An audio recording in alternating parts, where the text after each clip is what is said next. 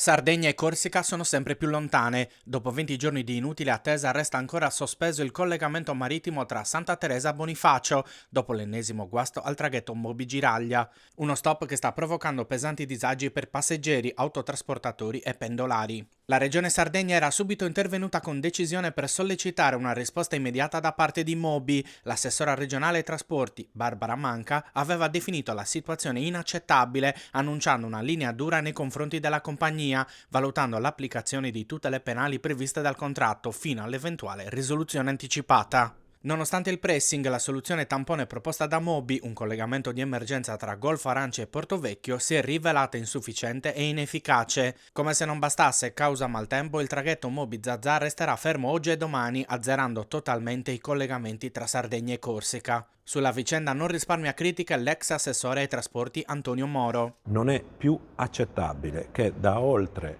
20 giorni Sardegna e Corsica siano isolate, con i danni che ne derivano non soltanto agli autotrasportatori e al turismo in generale, ma all'intero sistema economico della Sardegna. Il presidente del PISDAZ rilancia un documento in cui l'ufficio relazioni con il pubblico della regione avrebbe risposto alle richieste dei cittadini, spiegando che l'amministrazione regionale non ha competenze sui collegamenti tra la Sardegna, la penisola e l'Europa. Un'affermazione che, secondo Moro, contraddice il ruolo attivo e i fondi investiti dalla regione per garantire i collegamenti marittimi tra Sardegna e Corsica.